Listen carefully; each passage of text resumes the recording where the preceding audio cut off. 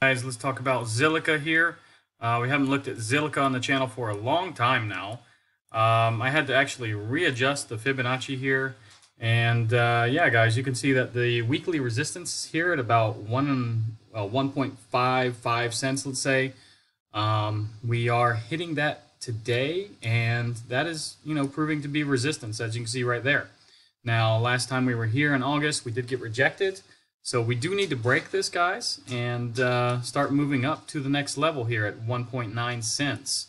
Now, we will have another weekly resistance up at about 2.3 cents after that. And yeah, guys, to get really bullish on Zilliqa, I think we're going to have to break above about 2.8 cents here because, the local volume here, we've mainly been under about 2.8 cents.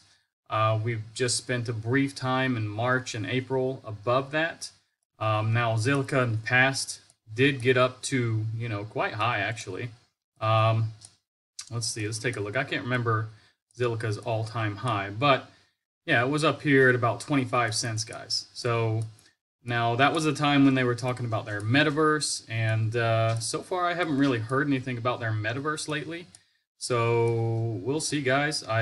I'm not sure what else they have, but I do have Zilliqa myself, and I can't say that I'm not biased here, but yeah, I do hold a small amount of Zilliqa, and so keep that in mind.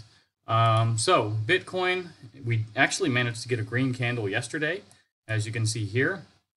Kind of an indecisive candle, a little bit, but today we're working on another green candle. And we're trying to make this 63.1 support. And yeah, yesterday we broke through that, finally. It took pretty much all day. And let's move this stick over here. Now, if we look at the double bottom that we have in play, as you can see, this is kind of a double bottom here. We still need to go up a little bit higher, guys. We still need to break 64.2, 64.3 basically. And then the double bottom comes into play. Now that double bottom should take us up to about 74,500 to maybe 75. This isn't perfect right here, but yeah, it's about $74,500. Let's just say that's the target. Now, keep in mind, you have a lot of resistances before then, and plus you have this big resistance here at about 65.9 now. Every day it gets closer and closer. And we're coming, really close to it now.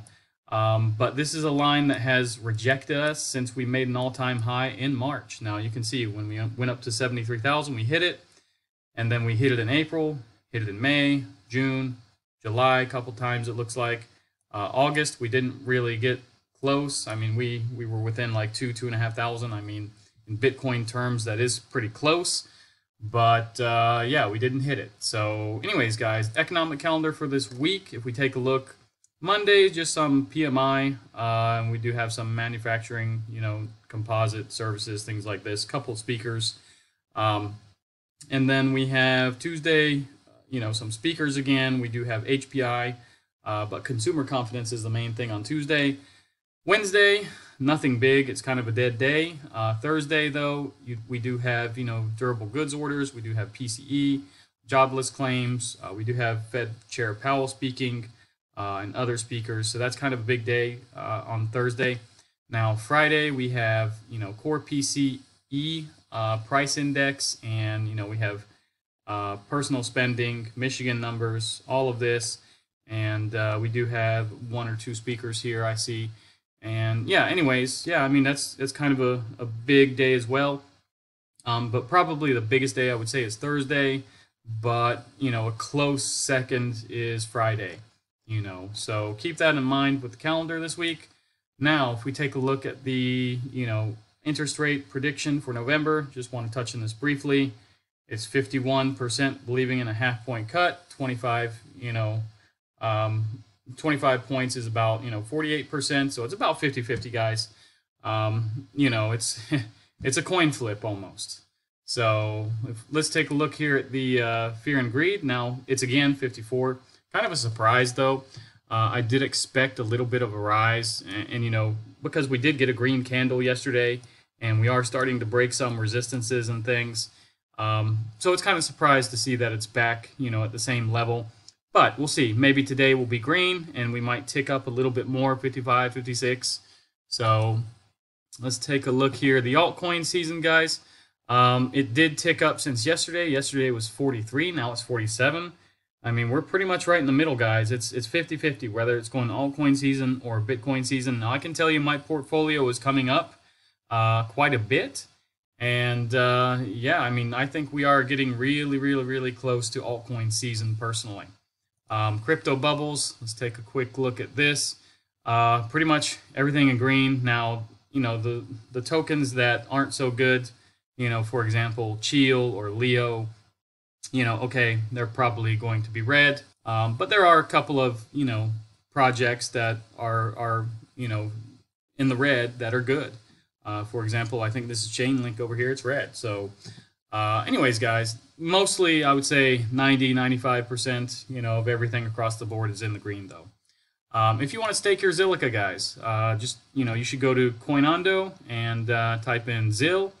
And I have all mine staked on xt.com. Now, I'm not telling you to do this, but yeah, you can choose the time. You have 120 days, 90 days. You have maximums, limits, and things. So be sure you respect those limits. You don't send 2 million there expecting to get 11.7% for 90 days, and then 600,000 just sits there, or you have to transfer it out somewhere else. So anyways, guys, that's pretty much all I got for you with Zilliqa. And as you can see, like I said, it's coming up against this resistance, and we'll see if it can get above it. If I put this on the 15-minute time frame, guys, yeah, I mean, it's just really, it's trying to hit this resistance and break through. So you can see that a little bit better on this time frame. Eventually, it will power through it, though, guys, so don't worry. And yeah, guys, that's all I got for you on Bitcoin as well. If you like this video, like, subscribe, activate the bell, and I'll see you guys in the next one.